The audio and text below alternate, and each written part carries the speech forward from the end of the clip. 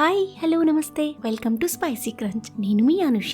Ramzan season start అవ్వగానే చాలా మందికి గుర్తొచ్చేది హలీం. హలీం కోసమే ఇయర్ మొత్తం వెయిట్ చేసే వాళ్ళు కూడా ఉన్నారండి. అలాంటి హలీం ని మనం ఇంట్లోనే ఈజీగా చాలా తక్కువ ఖర్చుతో చేసుకోవచ్చు. దీనికోసం ముందుగా ఒక కప్ గోధుమ రవ్వని తీసుకోండి. అదే కప్ తో బాస్మతి రైస్, ఎర్ర కందిపప్పు, ఒక కప్ మామూలు కందిపప్పు, పెసరపప్పు, అలానే ఒక టేబుల్ స్పూన్ పచ్చెనగపప్పు, ఒక టేబుల్ స్పూన్ బార్లీ, ఒక టేబుల్ స్పూన్ ఓట్స్ వేసుకుని వాటర్ తో 2 to 3 టైమ్స్ వాష్ చేసి ఒక 1 అవర్ నానబెట్టుకోండి. ఇప్పుడు ఒక బౌల్లో కొద్దిగా కాజు, ఒక స్పూన్ మగజ్, ఒక స్పూన్ నువ్వులు వేసి వాటర్ పోసి సపరేట్ గా నానబెట్టుకోవాలి. 1 అవర్ తరువాత నానబెట్టిన పప్పులన్నిటిని కుక్కర్ లో వేసి మీడియం ఫ్లేమ్ లో 6 విజిల్స్ వచ్చేంత వరకు కుక్ చేసుకోండి. ఇది అయ్యేలోపు వేరే కుక్కర్ లో 3 టేబుల్ స్పూన్ల నెయ్యి వేసి హీట్ అయ్యాక కొద్దిగా షాజీరా, దాల్చిన చెక్క, ఒక స్పూన్ మిరియాలు, ఒక స్పూన్ తోక మిరియాలు, 6 లవంగాలు, 5 ఇలాచి, ఒక బ్లాక్ ఇలాచి, బిర్యానీ ఆకు వేసి ఫ్రై చేసుకోండి. హలీంలో తోక మిరియాలు వేస్తేనే అసలైన ఫ్లేవర్ వస్తుందండి,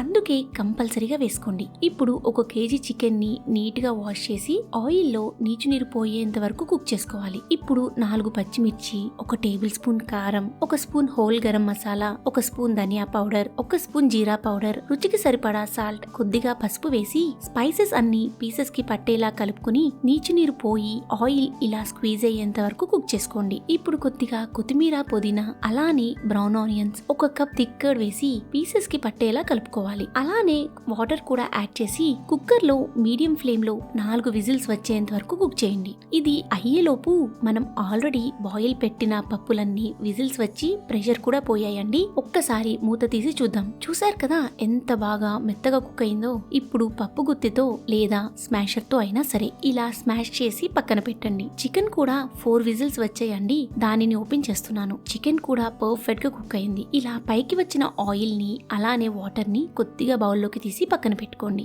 లెగ్ పీసెస్ కి ఉన్న ఫ్లెష్ కూడా తీసేసి బౌల్లో వేసుకున్నాక పప్పు గుత్తితో ఇలా చూపిస్తున్నట్టు స్మాష్ చేసుకోండి. పీసెస్ స్మాష్ అయ్యాక బాయిల్ చేసిన పప్పు పేస్ట్ ని చికెన్ లో వేసి లో ఫ్లేమ్ లో పెట్టి కొద్దిగా బ్రౌన్ ఆనియన్స్ వేసుకుని మళ్ళీ పప్పు గుత్తితో చూపిస్తున్నట్టు స్మాష్ చేస్తూ కలుపుతూ కుక్ చేసుకోవాలి. ఇది కొద్దిగా టైం టేకింగ్ ప్రాసెసే, కానీ టేస్ట్ మొత్తం మనం కలుపుతూ ఉంటేనే వస్తుంది. ఇలా చూపిస్తున్నట్టు చికెన్ పీసెస్ ఇంకా దాల్ కంప్లీట్ గా స్మాష్ అయ్యి థిక్ కన్సిస్టెన్సీ వచ్చేంత వరకు కలుపుతూ కుక్ చేసుకోవాలండి. ఇలా కన్సిస్టెన్సీ కొద్దిగా దగ్గర పడ్డాక నానబెట్టిన కాజులని పేస్ట్ చేసి వేసుకోవాలి. జీడిపప్పు పేస్ట్ వేయడం వల్ల టేస్ట్ భలే ఎన్హాన్స్ అవుతుంది. అంతేకాకుండా కన్సిస్టెన్సీ థిక్ అవ్వడానికి హెల్ప్ చేస్తుంది. నేను చేసే ఈ క్వాంటిటీ ఆల్మోస్ట్ ఒక 10 మెంబర్స్ కి సరిపోతుందండి. హలీం ఇప్పుడు టేస్ట్ చేసి సాల్ట్ లేదా స్పైసెస్ అన్ని సరిపోకపోతే అడ్జస్ట్ చేసుకోండి. నాకు కొద్దిగా సాల్ట్ తగ్గిందండి, అందుకే ఒక స్పూన్ సాల్ట్ యాడ్ చేస్తున్నాను. మళ్ళీ ఒక 5 నిమిషాలు హలీం ని స్మాష్ చేస్తూ కలుపుకోండి. ఇలా మనం కంటిన్యూస్ గా కలపకపోతే